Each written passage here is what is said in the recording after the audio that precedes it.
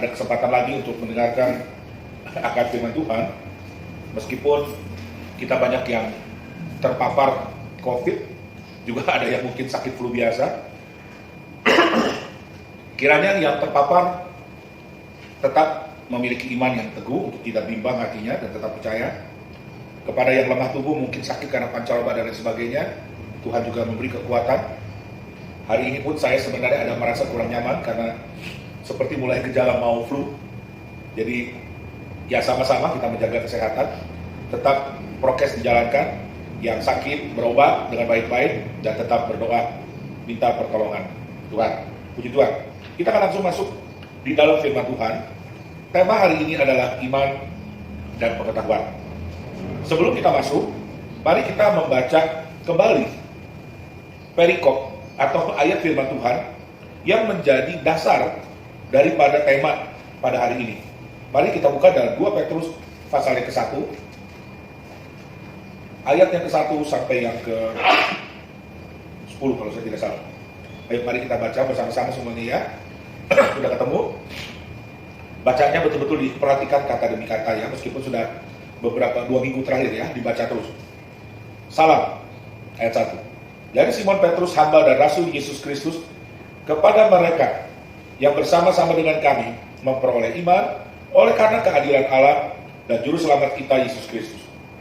Kasih dan damai sejahtera melimpahi kamu oleh pengenalan akan Allah dan akan Yesus Tuhan kita. Ayat 3. Karena kuasa ilahinya telah menganugerahkan kepada kita segala sesuatu yang berguna untuk hidup yang saleh oleh pengenalan kita akan Dia yang telah memanggil kita oleh kuasanya yang mulia dan ajaib. Dengan jalan itu Dia telah menganugerahkan kepada kita janji-janji yang berharga dan yang sangat besar, supaya olehnya kamu boleh mengambil bagian dalam kodrat ilahi dan luput dari hawa nafsu duniawi yang membinasakan dunia. Ayat 5. Justru karena itu kamu harus dengan sungguh-sungguh berusaha untuk menambahkan kepada imanmu kebajikan, kepada kebajikan pengetahuan, kepada pengetahuan penguasaan diri, kepada penguasaan diri ketekunan, kepada ketekunan kesalehan, kepada kesalehan kasih akan saudara-saudara, dan kasih akan saudara-saudara, kasih akan semua orang. Sebab apabila semua itu ada padamu dengan berlimpah-limpah, kamu akan dibuatnya menjadi giat dan berhasil dalam pengenalanmu akan Yesus Kristus Tuhan kita. Tetapi barang siapa tidak memiliki semuanya itu, dia menjadi buta dan picik, karena dia lupa bahwa dosa-dosanya yang dahulu telah dihapuskan. Karena itu saudara-saudaraku, berusahalah sungguh-sungguh supaya panggilan dan pilihanmu makin teguh. Sebab jikalau kamu melakukannya, kamu tidak akan pernah tersandung. Ayat 11. Dengan demikian, kepada kamu akan dikaruniakan hak penuh untuk memasuki kerajaan kekal, yaitu kerajaan Tuhan dan juru selamat kita Yesus Kristus. Amin. Mari sekarang kita masuk di dalam pembahasannya. Beberapa minggu yang lalu kita sudah membahas tentang iman dan kebajikan, sehingga kita tidak membahas itu kembali. Mungkin hanya sedikit-sedikit saja yang akan diambil bagian-bagian yang sudah pernah dibahas. Sebelum kita masuk kepada pelajaran iman dan pengetahuan, izinkan saya bertanya lebih dahulu, baik kepada Anda yang ada di sini ataupun yang mendengar secara nanti melalui online. Saya mau tanya dan pikirkan baik-baik. Yang pertama saya mau tanya adalah, apakah Anda memiliki iman? Mungkin Anda akan menjawab, iya. Saya akan bertanya kepada yang kedua kali. Berimankah kamu bahwa Yesus Kristus adalah Tuhan dan Juru Selamatmu? Karena banyak orang berkata, saya beriman, tetapi saya tidak beriman kepada Yesus Kristus. Agama-agama lain punya iman. Tetapi kalau ditanya, apakah beriman kepada Yesus Kristus sebagai Tuhan dan Juru Selamatmu? Mungkin sebagian besar akan runtuh dan rontok. Mereka berkata, tidak. Tetapi bagi mereka yang berkata, iya saya percaya Yesus adalah Tuhan dan Juru Selamat saya, izinkan saya bertanya juga kepada Anda. Iman itu datang dari mana? Dari mana iman itu datang? Datang tiba-tiba? Atau dari mana iman itu datangnya? Mungkin ada yang menjawab, datangnya daripada mendengarkan firman Tuhan. Kalau mendengarkan firman Tuhan, kenapa kalau ada orang beribadah? Semua orang mendengar firman Tuhan yang sama. Tapi ada yang sungguh-sungguh jadi beriman, dan ada yang tidak beriman. Kalau gitu datang dari mana iman itu? Pikirkan baik-baik ya. Dari mana datangnya iman itu? Yang pertama, kita mau belajar tentang iman, pengetahuan, kita akan membahas tentang imannya. Ya. Sedikit mengambil dari beberapa minggu yang lalu kita pernah membahas. Saya mau tanya begini, saya mau menyatakan begini ya. Iman itu bisa dimiliki oleh kita bukan karena kita hebat, bukan pula karena kita rajin membaca Alkitab. Tidak. Membaca Alkitab memang bisa menolong untuk kita jadi beriman kalau iman itu dikaruniakan oleh Allah sendiri kepada kita. Kalau Allah tidak mengkaruniakan iman itu kepada kita, baca sampai kapanpun kita gak akan menjadi orang yang beriman. Banyak orang membaca Alkitab yang sama, tapi mereka menggunakan itu untuk menyerang. Banyak orang baca Alkitab, tetapi mereka tidak memiliki iman, hanya sebatas tahu, tetapi tidak mengenal. Di dalam perikop kali ini, ya di dalam 2 Petrus 1, dikatakan supaya iman itu membawa kita kepada pengenalan akan Allah dan Yesus Kristus Tuhan kita. Nah, jadi satu patokan pertama yang kita perlu mengerti adalah bahwa iman itu dikaruniakan oleh Allah kepada kita. Kalau dia tidak dikaruniakan, engkau baca, engkau beribadah sekalipun, ya, engkau bisa saja tidak memahami dan tidak mengimaninya. Ini repot kalau sampai terjadi begini. Nah, kalau engkau merasa hampa, kosong setelah mendengar firman Tuhan dan lain sebagainya, berdoalah kepada Tuhan, minta belas kasihan Tuhan. Tetapi saya mau ingatkan begini, kalau memang Tuhan sudah mengaruniakan iman kepada kita sebagai awal di dalam hidup kita dengan meyakini dan menerima bahwa Yesus Kristus adalah Tuhan dan Juru Selamat, sesungguhnya dengan baik-baik kita semua sudah dikaruniakan iman itu dari Allah di dalam hidup kita. Ingat ya, kalau kita sudah bisa meyakini dalam diri kita bahwa Yesus adalah Tuhan dan Juru Selamat kita, sesungguhnya iman dasar itu sudah ditanamkan, sudah dikaruniakan dari Allah kepada kita. Nah, saya tanya sekali lagi begini ya, pikirkan baik-baik. Sebenarnya ketika Tuhan mengkaruniakan iman itu kepada Anda dan saya, apa tujuan utama iman itu diberikan kepada Anda dan saya? Untuk apa? Yola, tujuan utama iman itu diberikan kepada kita untuk apa? Kita percaya kepada Tuhan, tidak salah. Ya, memang itu Tuhan berikan untuk supaya kita bisa mengenal Dia. Percaya dulu kepada Yesus. Tapi sebenarnya untuk apa iman itu selanjutnya diberikan? Tujuan utama daripada iman itu, betul, yang pertama adalah untuk menerima Kristus sebagai Tuhan dan Juru Selamat. Tetapi untuk selanjutnya, apa sebenarnya tujuan utama iman?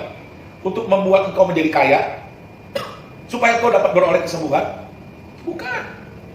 Iman dikaruniakan Allah kepada kita, tujuan utamanya adalah supaya Anda dan saya bisa mengenal Allah dan Yesus Kristus dengan benar.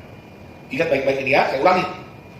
Tujuan utama Allah memberikan iman kepada Anda dan saya adalah supaya Anda dan saya bisa mengenal Allah dan Yesus Kristus Tuhan kita dengan benar.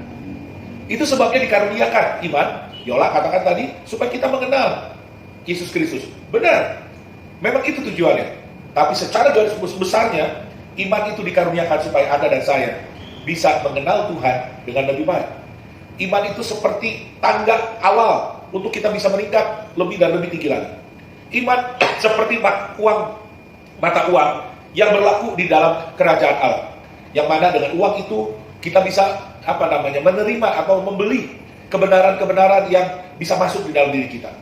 Iman itu bagaikan fondasi dasar yang paling penting untuk kita bisa membangun rumah kehidupan kerohanian kita. Iman dikaruniakan Allah kepada kita supaya engkau dan saya bisa mengenal Allah dan Yesus Kristus dengan benar. Itulah tujuan utama Allah memberikan atau mengkaruniakan iman kepada engkau dan saya. Tidak semua orang dikaruniakan iman yang sama seperti kita. Orang lain bisa berkata dia beriman, tetapi di luar Kristus itu hanya iman mereka. Di bagi Allah, di luar Kristus mereka bukanlah orang-orang yang beriman. Ingat itu baik-baik ya. Nah, sekarang jikalau iman itu telah dikaruniakan kepada engkau dan saya, maka kita tahu, kita mengerti. Bahkan Petrus menyatakannya di dalam perikop ini bahwa iman itu harus dibuat untuk bertumbuh. Iman itu harus terus dikembangkan. Jadi iman itu nggak hanya mentok di situ-situ saja. Kalau tangga, tadi ada tangga, maka iman harus terus naik. Bahkan di Petrus ini tadi nanti kita lihat bagaimana berawal dari iman harus ditambahkan kebajikan, pengetahuan, penguasaan diri, ketekunan, kesalehan, kasih saudara, dan kasih akan sesama. Artinya iman harus terus ditambahkan supaya menjadi lebih baik. Nah, kalau Tuhan sudah mengkaruniakan iman itu kepada engkau dan saya, apakah Tuhan tidak menuntut pertanggungjawaban kita pada suatu hari nanti? Seperti Tuhan mempercayakan 5 koin, 10 koin, 1 koin kepada orang-orang hambanya. Dan sampai nanti waktu Tuhan datang kembali, ditanya, mana? Katanya. Oh, ada yang bilang yang 5, yang 10 menghasilkan 10, yang 5 menghasilkan 5, yang 1 tidak menghasilkan. Tuhan marah kepada yang 1, karena dianggapnya dia tidak setia. Tapi yang 10 dan 5 Tuhan berkata, sabas hambaku yang setia. Tapi bukan bilang begini, sabas hambaku yang berhasil menghasilkan 10, menghasilkan 5. Bukan, setia. Dengan demikian, sama juga ketika Tuhan mengkaruniakan iman kepada kau dan saya. Jangan kau pikir iman itu tidak, satu hari Tuhan tidak menuntut pertanggungjawaban kepada kita oleh karena iman yang sudah dikaruniakan.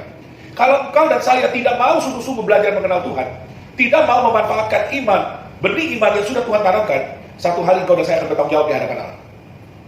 Karena iman ini merupakan dasar atau awal supaya kita bisa mengenal Tuhan dengan lebih baik. Kalau kita tidak mengenal Kristus, berkembang kayak apapun iman kita, nggak ada gunanya. Pengetahuan yang benar itu hanya ada di dalam Kristus Yesus Tuhan.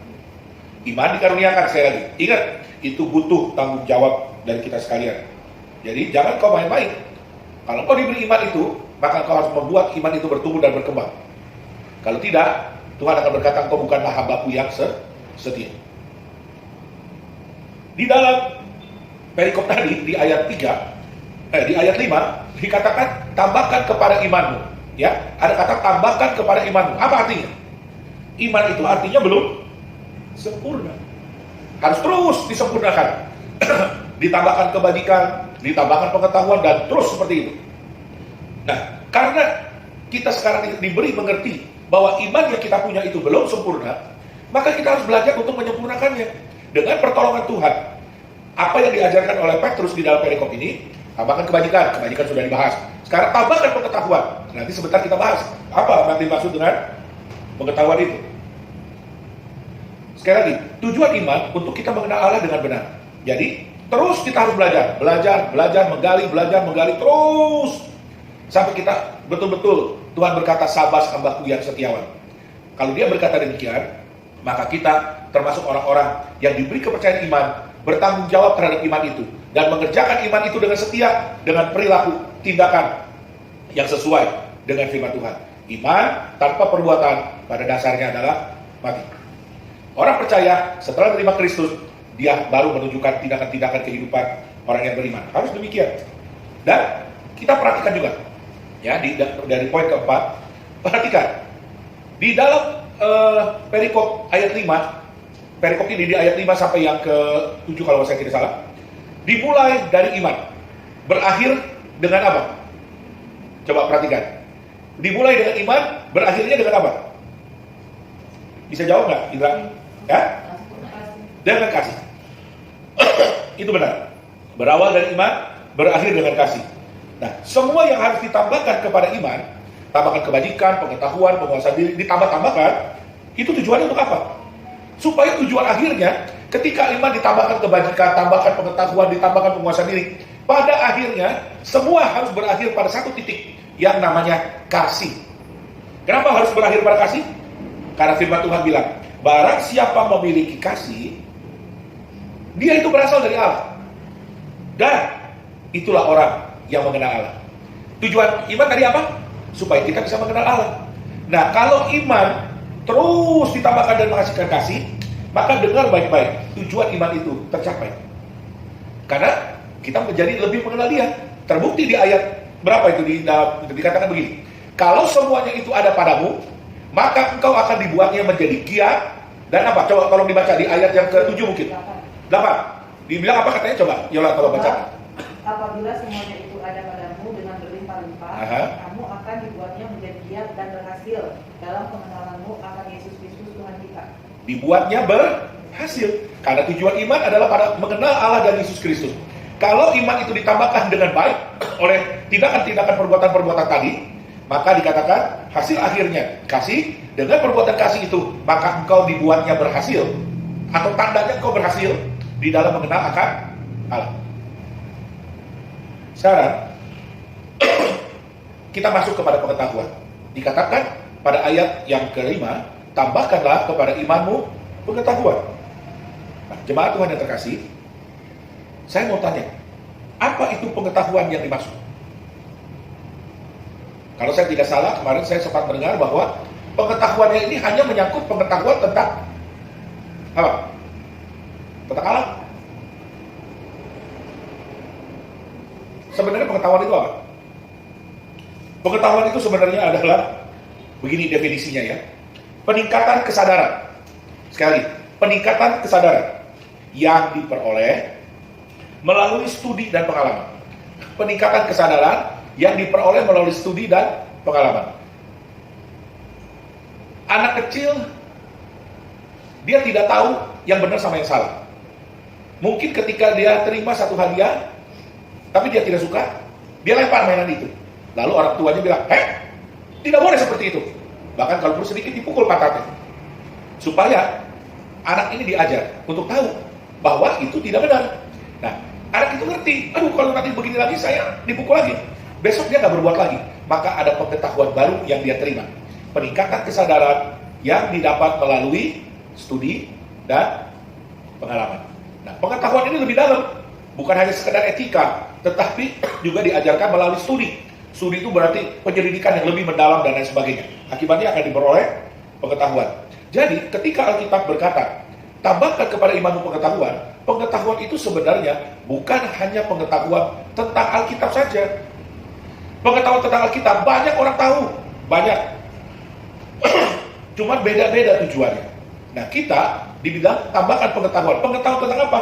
Nah, yang harus kita tahu, pengetahuan itu adalah pengetahuan semua pengetahuan. Waduh, pengetahuan yang mana? Apakah saya harus tahu tentang ateis? Apakah saya harus tahu tentang pengetahuan tentang saksi Yehova? Apakah saya perlu tahu pengetahuan tentang agama Islam, agama Buddha, Hindu? Perlu nggak kita tahu? Gimana, Yohan? Perlu nggak kita tahu? Semua itu pengetahuan bukan? Mereka pun agama lain mempelajari tentang Alkitab. Perlu nggak kita tahu tentang itu semua? Perlu nggak tahu tentang saksi Yehova? Apa yang dipelajarinya? Tentang ateis, tentang komunisme, tentang Taoisme. Ayo, perlu nggak kita tahu? Itu semua pengetahuan bukan? Jawabannya, perlu. Meskipun bukan yang utama. Kenapa kita perlu mengetahuinya? Karena dengan pengetahuan itu, kita baru bisa membandingkan antara kebenaran iman Kristen dan kebenaran menurut versi mereka. Perlu. Tetapi hati-hati, ketika kita mempelajari yang lain, kalau dasar iman kita tidak kuat, itu berbahaya buat engkau dan saya. Tetapi kalau kita memang mau bertumbuh di dalam iman yang benar di dalam Kristus, pembelajaran itu, pengetahuan itu perlu kita dapat, ya, supaya kita bisa lebih memahami betapa besar, hebat, dahsyat dan kuasanya luar biasa iman di dalam kebenaran-kebenaran Kristus. Ya, perlu, tetapi bukan yang utama. Kita perlu mengetahui, bukan untuk menyerang, tetapi paling tidak kita tahu untuk diri kita sendiri betapa firman Allah itu adalah yang sempurna dan kita nggak perlu lagi mencari yang lain-lain. Lagi ya, sedikit banyak nih, jadi kita memang lebih banyak berpikir dan menyimpan pengetahuan. Hikmat sama nggak dengan pengetahuan? Nah, Indra, sama nggak hikmat dengan pengetahuan? Jawabannya tidak ya. Tetapi dikatakan di dalam Amsal 8 ayat 12, hikmat itu tinggal bersama-sama dengan yang namanya pengetahuan, kepandaian, sukacita. Jadi kalau orang punya hikmat, maka orang yang punya hikmat itu akan bersama-sama di dalam dirinya tinggal juga pengetahuan, kepandaian, juga sukacita. Luar biasa ya. Tetapi pengetahuan belum tentu punya hikmat. Jadi banyak orang di dunia ini punya pengetahuan, tetapi dia tidak punya hikmat. Hikmat itu tertinggi. Tapi kalau kau punya hikmat, jangan khawatir, karena di sana akan ada juga pengetahuan, kepandaian, ada sukacita di dalamnya. Jadi, ayo cari hikmat itu. Karena dengan punya hikmat, kita nanti akan lebih mudah untuk melihat kebenaran-kebenaran. Kita akan memiliki pengetahuan yang baik, tetapi dasarnya kuat, karena imannya ada di dalam Kristus. Jemaat Tuhan yang terkasih, ingat baik-baik. Pengetahuan, sebesar apapun, sehebat apapun, kalau tanpa didasari oleh iman yang benar, maka itu akan menyesatkan. Ya, dikatakan tambahkan kepada imanmu pengetahuan. Artinya iman dulu, baru tambah pengetahuan. Kalau kita mencari pengetahuan, baru mau beriman, itu berbahaya, menyesatkan dan sia-sia. Tetapi iman dulu kita miliki, tambahkan pengetahuan. Maka pengetahuan ini akan menambahkan imanmu, dan imanmu akan bertambah dengan ditambahkannya pengetahuan. Jadi penting, perhatikan ini nggak boleh dibalik. Kalau kita mau punya pengetahuan, dasarnya haruslah iman yang benar dulu. Iman yang baik. Sebab tanpa iman yang benar, pengetahuan itu akan menyesatkan. Seorang bernama Stephen Hawking, itu adalah seorang fisikawan yang sangat terkenal sekali, dan meninggal sekitar di umur 70 lebih. Dia membuat statement yang menarik. Dia bilang begini, waktu manusia belum mengenal pengetahuan, wajar-wajar saja kalau manusia itu percaya akan adanya Tuhan. Tetapi ketika manusia itu mulai mengerti ilmu pengetahuan, sesungguhnya Tuhan itu tidak ada. Konyol ya. Begitu terkenal, begitu hebatnya Stephen Hawking, tetapi mati dalam ketidakpercayaan kepada Tuhan. Dia sendiri berkata bahwa saya seorang ateis. Dia merasa pengetahuan dia itu sudah luar biasa, wow. Padahal kenyataannya dia banyak pertanyaan yang dia tidak bisa jawab dengan ilmu pengetahuan yang dia punya. Heran ya manusia ini. Bagaimana dengan pengetahuan yang begitu kecil, sempit, istilah kata ya, yang menurut dia itu luas, lalu dia dengan berani mengambil kesimpulan bahwa Tuhan tidak ada. Bukankah konyol? Kenapa dia bisa seperti itu? Ya karena pada dirinya dia tidak punya iman yang kuat dasarnya. Ya bagi dia, apa pedulinya? Bagi saya, iman saya adalah ilmu pengetahuan. Tapi kenyataannya ada banyak pertanyaan yang tidak bisa jawab di dalam ilmu pengetahuan yang dia punya. Tetapi herannya dia berani mengambil kesimpulan bahwa Tuhan tidak ada. Padahal kalau orang dikaruniakan iman dari Tuhan kepada dirinya atau kepada kita tentu akan berpikir yang tidak bisa dijawab, bukankah itu rahasia? Atau belum bisa diketahui? Kenapa itu menjadi begitu sulit untuk dijawab? Yang jelas supaya Tuhan memberitahu kepada dia, kepada kita, yang tidak kau tahu karena itu perbuatanku, supaya kau tahu bahwa akulah Allah yang berkuasa. Kira-kira gitu kan? Tapi kenapa manusia tidak sadar? Karena kepada orang itu tidak dikaruniakan iman. Tapi kalau dikaruniakan iman, orang itu akan sadar, Tuhan ternyata engkau yang lebih besar daripada segala pengetahuan yang kumiliki. Betul? Ingat, iman itu dikaruniakan. Nah, sekarang mari kita buka beberapa ayat ya. Dikatakan kalau tadi cari hikmat, ya, itu buka dalam Amsal 1 ayat 7 dulu. Indra tolong baca.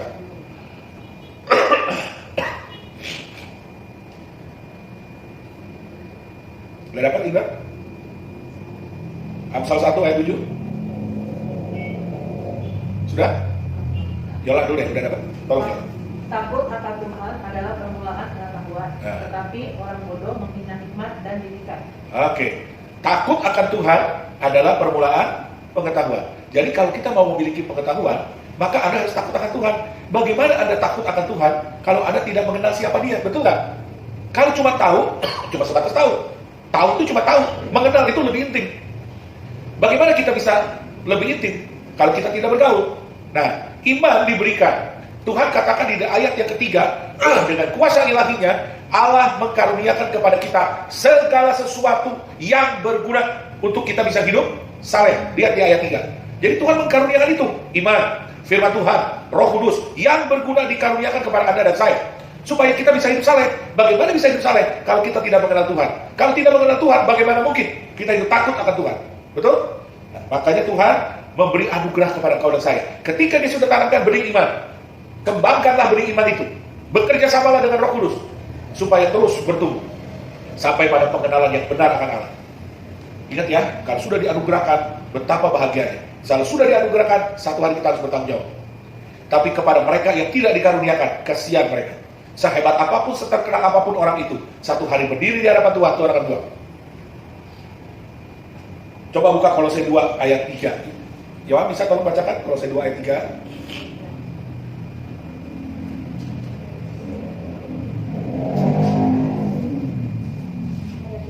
Ya, ayat 3. Kolose 2 ayat 3. Sebab di dalam Dialah tersembunyi segala harta, hikmat dan pengetahuan. Sebab di dalam Dialah tersembunyi segala harta, hikmat dan pengetahuan. Nah, Dia itu siapa? Yesus Kristus. Ya, Yesus Kristus itu apa? Firman. Firman itu bahasanya apa aslinya? Logos. Logos. Coba perhatikan semua ilmu pengetahuan, biologi, kosmologi, apalagi? Antropologi, psikologi. Kenapa semua pakai logi? Loginya ini apa? Logi ini berasal dari kata logos. Nah, kita perlu mengerti sebenarnya bahwa sumber pengetahuan itu adalah logos, firman. Di luar firman tidak ada pengetahuan yang benar. Orang boleh berkata, saya nggak peduli dengan firman, saya belajar begini begitu, dan saya punya ilmunya. Dia lupa bahwa sumber yang dia dapat itu sumbernya adalah logos, sumbernya firman. Cuma bedanya, orang percaya mengimani Kristus sebagai sumber hikmatnya, sumber pengetahuan, orang lain tidak. Dan di mata Tuhan, orang yang beriman kepada Kristus lebih berharga, tentu sangat berharga. Tapi tidak seberapa hebat pun orang-orang punya ilmu yang tinggi, pengetahuan yang besar, jabatan yang tinggi. Kalau dia tidak kenal anaknya, Tuhan buang. Di mata Tuhan cuma ada dua jenis manusia. Dengar baik-baik. Di mata Tuhan hanya ada dua jenis manusia. Satu orang yang menerima Kristus dan satu yang tidak menerima Kristus.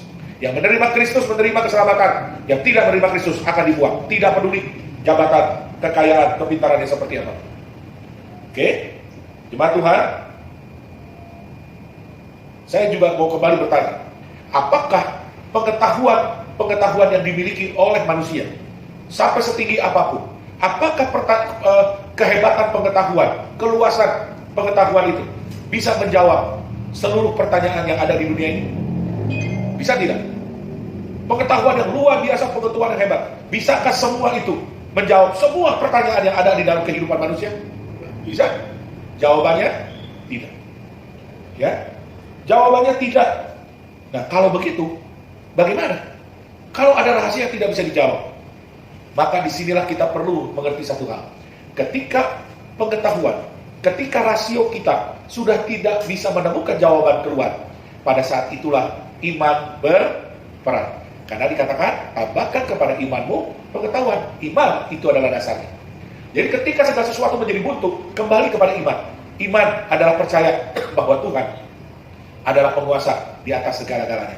Berkuasa atas segala sesuatu yang mungkin kita hari ini tidak mengerti kenapa ada begini dan kenapa itu terjadi dalam hidup saya. Di atas segala pertanyaan yang tidak bisa dijawab, orang beriman tetap kuat di dalam Tuhan. Amin. Nah, coba baca Ibrani 11 ayat 1 dan 3. Yosef boleh tolong ya, saya bacakan. Ibrani 11 ayat 1 dan 3. Iya. Iman adalah dasar dari segala sesuatu yang kita harapkan dan bukti dari segala sesuatu yang tidak kita lihat. Ayat 3. Karena iman kita mengerti bahwa alam semesta telah dijadikan oleh firman Allah, sehingga apa yang kita lihat telah terjadi dari apa yang tidak dapat kita lihat. Iya. Menarik ya. Perhatikan benar-benar ayat ini. Banyak orang menggunakan iman hanya ayat satunya, tetapi melupakan ayat yang ketiga. Stephen Hawking mencoba menjelaskan segala sesuatu kejadian di alam semesta ini, tetapi toh kenyataannya dia terbentur oleh banyak pertanyaan yang dia sendiri tidak bisa jawab. Nah, ketika tidak bisa dijawab, dia nggak bisa jawab, ya sudah.